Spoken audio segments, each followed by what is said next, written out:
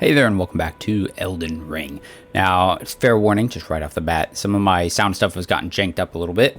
I've tried to adjust it, make it a little bit better, and I think it's okay, but just like a little bit of a warning. Sounds might be a little different. But since the last recording, I've gone through and I've done some stuff off screen, basically. A lot of farming to get runes so I can like buy spells from selling here, buy some items and stuff. Like we've got a whole new set of like gear on, right?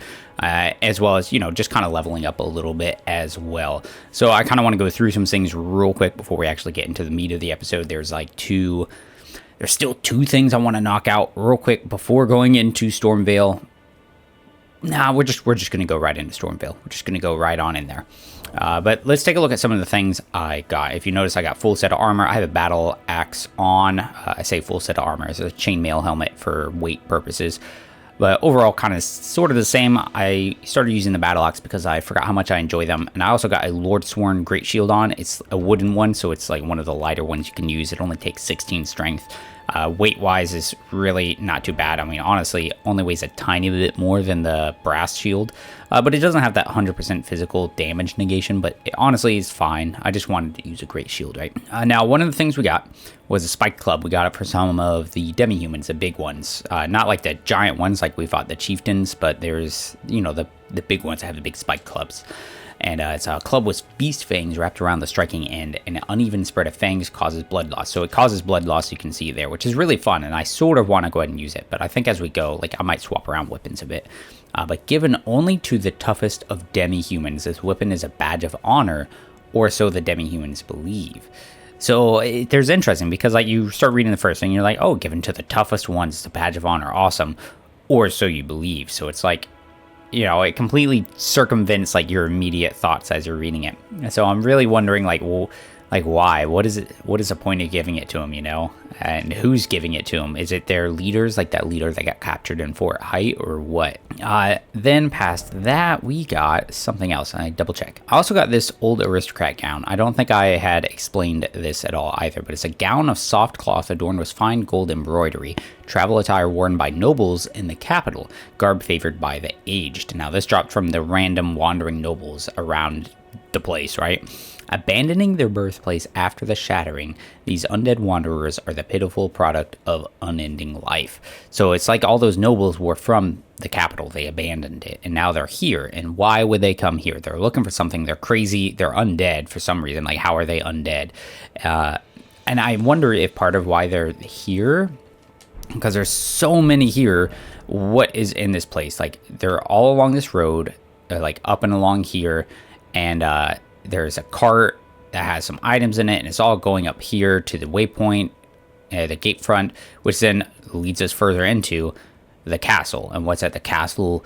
Godric the Grafted, or Godric the Golden. He's supposed to be a descendant of the lineage of the like golden lineage. So maybe they're kind of seeking there because like that's the next place they can get to, like because there's some semblance of like their old home. I would also like to point out, I can't zoom it in right here where I'm looking right now, but it's got a belt that looks like it's composed of segmented squares with jewelry, which reminds me of that guy we fought on the beach that gave us a gravitas thing. It might have been an Alabaster Lord, because it talks about how they were Alabaster Lords who used it. I also got these Godric Soldier Ashes. It's a duo of spirits consisting of a wielder, a devastating charged hammer attack in the vanguard, and a crossbowman bringing up the rear. I actually really like this ash. But the soldiers who serve Godric the Grafted are what remains of the army that fled the royal capital of the Erd Tree. So I wonder, right, were they originally from the capital, I guess, right? Were they the army of the capital, or were they just kind of there and then they fled and ended up in Stormveil? Which, I mean, whether or not they were actually natives of the capital, like the capital's army, it does tell us something else, that they are not from Stormveil. Like, they just showed up here and started squatting, much like Godric the Grafted, and then they just kind of started following him, because that's just what is left to follow right now, right? So I find that pretty interesting. And then it kind of fits well in a way. It was like their symbol on there. It's an Erd Tree and a Beast Regent, this emblem of the golden lineage. And I mean, my first thought is like, oh, of course, because that's part of Godric. But maybe it's not. Like, they're loyal to him right now, but previously the symbol would have indicated somebody else. We also got a Roar Medallion. In ancient times, the giants were mortal enemies of the Erd Tree. Their bellowing roars desolated nature, triggered avalanches, and whipped up storms of flame. So in ancient times, we've got a few different like players, like before the Erd Tree and stuff. So you have the beasts, you have the dragons, and then there seems to be these giants, right? And we've seen giants before, and we know that they are trolls, because one of the bosses we fought is called a Stone Digger Troll, and he was like the same thing. I didn't show that, I didn't record it, so sorry. But their bellowing roars, desolating nature, triggering avalanches, whipping up storms of flame. So that's pretty crazy. Now, obviously, flame would be pretty bad for a tree. Also got these pickled fowl feet. I got gold and silver, silver for items, gold for runes. But they've got some interesting stuff kind of going with it. So since old times, the needy would scrape the meat clean even from a fowl's claw. That's for the gold one. And the silver one, same thing. If you go, though, to the base material that you use to craft it, do I have it? I don't have it. I don't have it anymore. If I remember right, though, it basically says that three fingers is a symbol of like a bad omen, right? And so it's a four-fingered fowl foot, right? Right here, silver pickled. It's a four-toed foot of a fowl. 3 fingers is a bad thing. There's also the 2 fingers, which are important. So I guess it makes sense. So number of fingers is a little important. We also picked up these faded Erdly flowers around a different place. It's faded to a pale scarlet, found blooming in rotted lands. Similar in description to that one as far as like what fed it. It's just faded to a pale scarlet because of like where it's from, I guess. Now I went ahead, I purchased all of the spells from Selin, and she started to say something there, but of course I wasn't recording it. But she basically said like, oh, you're such a good, you're doing a great student, defying your nature or something like that, and we must have a great teacher. But she had something else to say. My apprentice, shall we commence the lesson? Yep. So about Glintstone sorcery. Our art draws upon the powers embedded in Glintstone. But what is the nature of such power? Glintstone is the amber of the cosmos. Golden amber contains the remnants of ancient life and houses its vitality, while Glintstone contains residual life, and thus the vitality of the stars. It should not be forgotten that Glintstone sorcery is the study of the stars and the life therein, a fact lost on most sorcerers these days. Huh. So she's making it seem like Glintstone, the stuff that, like, we've gotten all kinds of things, and a bunch of the spells, that's what they're called, right? Like Glintstone Pebble, Glintstone Stars. They all contain, like, residual life of, like, the stars or something, which is really interesting. And then she talks about how, you know, the amber is, like, another, like, reflection. It's sort of a counterpoint to it, in a way, I would say. Which is sort of fitting. There's a lot of things in this game where there's, like, a sort of duality to it, where you've got these regular smithing stones, and then you got somber smithing stones where they're drained of color. You've got gold, you've got silver, right, with our pickled fowl feet, right? Silver, gold. So there's a lot of duality type of things going on here. Now, we got another item as well that we are going to give her. It is a spell book, Royal House Scroll. Sorcery Scroll of the Carian royal family, the heads of the Academy of Raya Lucaria. Can be given to a sorcerer so that we can learn some new spells. You wish to very well. Is that a scroll? Very well. This is sorcery with which I'm not entirely unfamiliar. I'll be sure to incorporate it into one of your lessons. Never lose that inquisitive spirit, my apprentice. Cool. So let's see what it got us. Glint Blade Phalanx and Carian Slicer. So it's a sorcery of the Carian royal family. Creates a defensive arch of magical glint blades overhead, which automatically attack and be cast in motion. It's bestowed upon the enchanted Carian knights, who combine this art with their swordsmanship to maintain pressure upon their foes, striking in waves of steel and sorcery. Alright, so there's 2 different types of knights, right? And this one, we've got Knights of the Cuckoo, who are paid by the Academy of Raya Lucaria in service of their contract. And then you've got these enchanted Carian knights. So there's a Carian royal family, which seem to, based on the other thing, like kind of head over the Academy. But, you know, it's 2 different groups. So these are more personal for the family, it seems. And when it says enchanted, you could take it 2 ways. You could say enchanted like they're like magical, like they've been bestowed different powers, or enchanted as in like mesmerized, right? There's a spell cast over them to enchant them into service, maybe.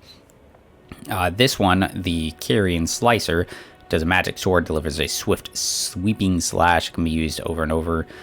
Even among the Carrion sword sorceries, this is a notably effective technique, and it is. It's a really good spell. I guess I should get them just in case she's got something else for us. Nope.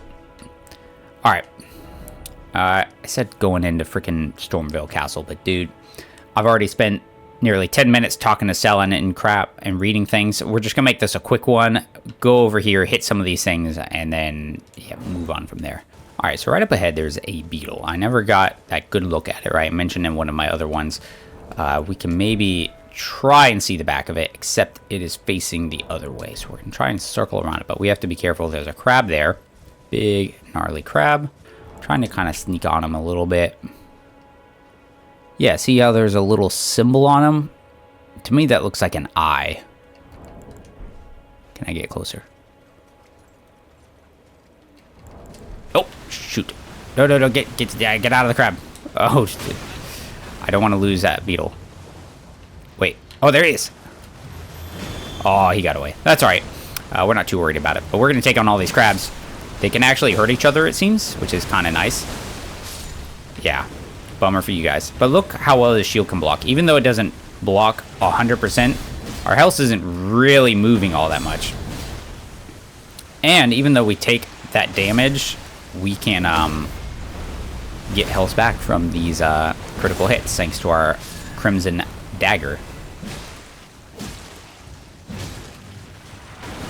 And the stamina, like, guard value, as far as like how much stamina it takes to block, is so much better than the other little medium shields for like actually blocking big hits. All right, there's some ruins over there. We're gonna avoid them for right now, for reasons unknown, and we're gonna skirt along up here because we saw that there is a path of sorts that leads along here, and a sign just popped up on the left for summoning, so you know there's something bad. Bunch of skeleton dudes. There's things, you know, hanging from the freaking bridge underneath it, and I can assume that the soldiers did that because that's what they've typically been doing, right? They've been hunting down people and just like, I guess, hanging them, crucifying them. They've got these tarnished hunts going on, so there's some stuff really going down. But our horse just got manually kicked off, so we know that means we're being invaded. Bloody Finger Nerijus, or Nerijus, however you're gonna say it. But here he comes. He's got some robe things looking on. He's got 2 daggers. We're going to hit him. And I'll tell you right now, my first time encountering him, I was not prepared for just how quick and brutal bleeding was. And so he absolutely messed me up. But look, Bloody Finger Hunter Yura. So somebody who hunts bloody fingers. Nice. End of him and his cessblood. So I felt like that kind of implies that there is more than just this dude. Now, if he could come over and help us out, we can see him. He's got like a Eastern-style hat. We'll draw him into combat. Looks like he's got a katana, a very long katana, like the washing pole of Dark Souls 3. There we go. Oh boy, is rolly. Oh no, you're out. Oh, what a combo. I missed. Oh, I missed. Got him. So he's using some daggers. He looked pretty fine there. It was hard to see really too clearly, but the guy's robes looked pretty nice, I would say. Now, with his objective completed, the Bloody Finger Hunter Yura returns to his world. So now we keep going. There's a cave back there, but we'll return to it soon enough. But if we move up ahead here, I don't have my torch, but we'll equip it real quick. There we go. And there he is. So now we get a good look at him. It's going to be dark now because, of course, my torch gets put away. A bunch of leathery armor. There's some metal and chain plugged in on it. Overall, looks pretty worn, but like a seasoned kind of look to me. With a hat, a steel mesh kind of Eastern-style hat. And if we kind of get a look, he is very grayed and long-haired. So old. Just joining the fray. And you can hear it. Nerijus and survived. That alone deserves commendation. I'm Yura, hunter of bloody fingers, tarnished, held in thrall by cessblood. Zealots, who stalk their own. You stay the path. You're certain to face more of them. Just remember, no kinship with their ilk remains. Their madness precludes it. Don't let your emotions stay your blade. Alright, so he hunts these bloody fingers, and they are tarnished and enthralled by the cess blood. Now, we've heard about somebody being like enthralled by blood before, and it was that knight commander that came from Stormveil that kind of took over Castle Height from Lord Kenneth Height. And he was using blood things too, and they invoked things about the Lord of Blood. Like if we check out the Ash of War here, it says granted by the Lord of Blood, and there's these blood roses, similar thing. So like, is there a connection there? It doesn't explicitly say it, but you know, maybe. One last word of warning. Stay clear of Argheel Lake. The great dragon roosts there, and it's as fearsome as it is majestic. So, unless you're mad or wish to be burned alive, stay clear of the lake. Anything else? Be on your way. Perhaps we will meet again, if fate permits. Thanks. Okay. So he basically warns us about the lake, that there is a dragon there. Now, normally I think you would bump into that first before bumping into him, because you have to be, like, we obviously very well skirted the lake, and I even went into a place there and I skirted the edge as well without going like into this at all. But normally you're probably going to wander into the center of it, where you're going to meet the dragon before getting that warning. But we're going to go check it out now. We're going to hit this cave real quick for a waypoint, you know, a little grace site, and then we're going to go to the lake and check out this dragon, because of course we are. Alright, so we're out on the lake. We're going to kind of advance. There's a bunch of people over there in a big bonfire, and there should be a spot to summon Yura, but I cannot seem to find it for the life of me right now. So we're going to go ahead and move in, and like, we're going force, and then you see that starts flying in and absolutely smashes all of those things, and it is the flying dragon Argheel. Look at him. Like, I mean, you know, a lot of people are going to say, oh, it's actually a wyvern, you know, blah, blah, blah. But I mean, it's a dragon, right? It's got wings. It's scaled. I mean, you know. But an interesting thing about this, if you look at it, right? He's got two limbs, or two legs, and the wings, you know, like we said, wyverny. And he's like almost feathered furred, like across his chest and the back of his spine. A little bit on the wings if you look there. But it's not, and the shape of the head and stuff, it's not like the statues of the dragons we've seen before, right? It's different. So is it just another offshoot? Like, what's the difference here, right? So that is something that I am finding interesting right now, because we did see that big statue, or not big statue, maybe a body, at the Dragon Communion Shrine on that little island. And now we keep chomping at the face. There you go. We need to back up. Get back onto the horse to close the distance. You can totally do this without the horse, but like, it becomes very difficult to close the gaps, like right there when he just starts, you know, does a big fire breath, and you need to really get in there and away from the cone of fire. Now, he ought to be staggering here any moment now, and I really thought I could just avoid that, and I was wrong. Okay, he's gonna slam down now. Patient. Now. Oh, that still hit me? No way. That never hits me like that. Oh, dude. Oh, jeez. Now I'm like choking on the last end of it. There's a good hit. Need to heal. Like, I could probably be okay and just keep fighting, but let's play it safe rather than, you know, mess it up. We're gonna side strafe the flames, and he's going to that rock, and that's gonna, yeah, it's gonna cause us some problems there. So we're just gonna retreat backwards a little bit and try and pull him. Oh God, that went way further than I expected. If I could get him off of there, that'd be really swell. Come on. Come on, buddy. There we go. All right, let's do it. Oh, you jerk. Click onto the horse, and we circle around as he goes that way. Oh, good damage. Wait for that swing. There we go. Oh, I missed. I didn't want that second roll. One more hit. We'll do it. There we go. Not too bad. Keep it clean, kind of simple, and you'll be pretty alright. So, Argheel. And we got a dragon heart. Flying Dragon Argheel. And now it says we can get a new draconic power at the Cathedral of Dragon Communion. Let's look at that heart.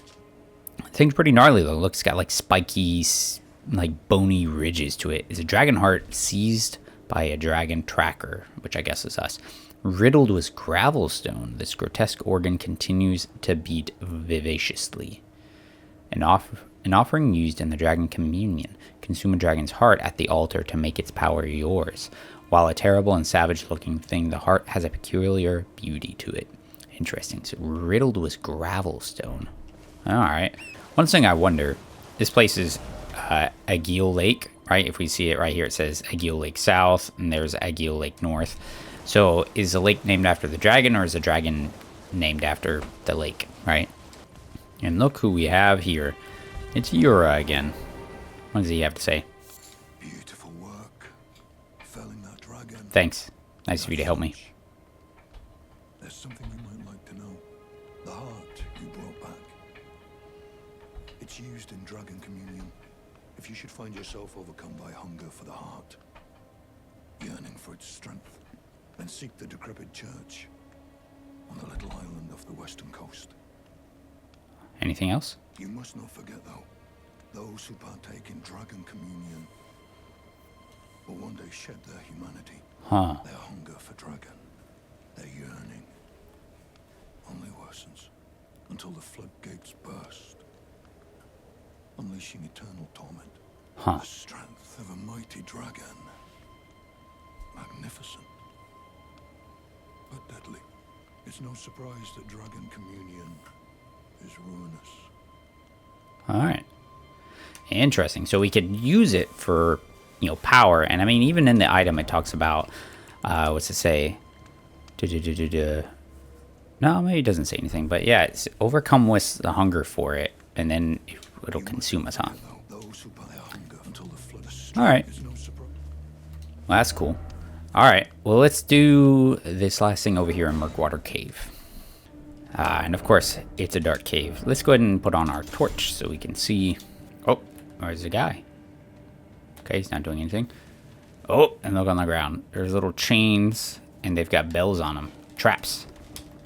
So that, I guess we would alert them. That dude is ragged. He looks dirty. Got little short blades. Highwayman cloth armor. So he's a highwayman. A bandit, if you will. I'm gonna try and get them. It looks like they've been plundering quite a bit because they've got a lot of boxes here, barrels of stuff. And in this chest we will find a mushroom. Well, 5 mushrooms. Anything fun about the armor? Doesn't really look like it.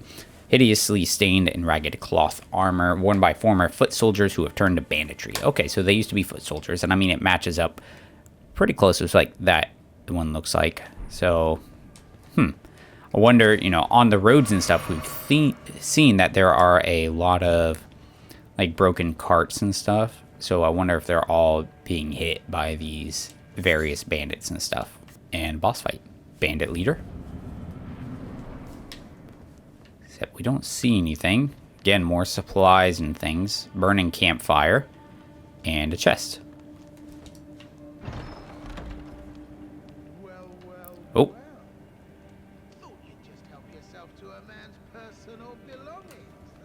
Patches. Let's use Golden Vow. No, he's got a shield too.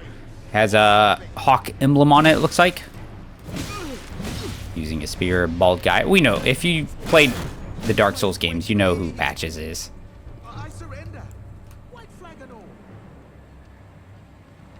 Yeah, I surrender. That's fine. Golden Rune, grovel for mercy. I knew you would. You're a man of reason. True and true.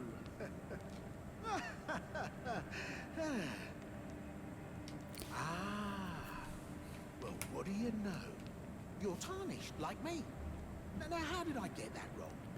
I took you for a demi-human or some such. Mm-hmm. An innocent I'm sure. mistake, I assure you. Well, water under the bridge. Now we're squared up. How about we play nice from now on? Forgive and forget. A true man of reason. Just what I like about you. I'm Patches. Patches the untethered. Tarnished like you, only free-spirited. Nomadic, you might say. Uh-huh. Only for now, those retired soldiers turned bandits. They're paying for my gruel. In exchange for my, well, showing them the ropes. But honestly, this looting racket is bloody terrifying. Frankly, I'm ready to wash my hands clean. Maybe set up a legitimate shop. So don't be a stranger. I'll be ready to wheel and deal come next time.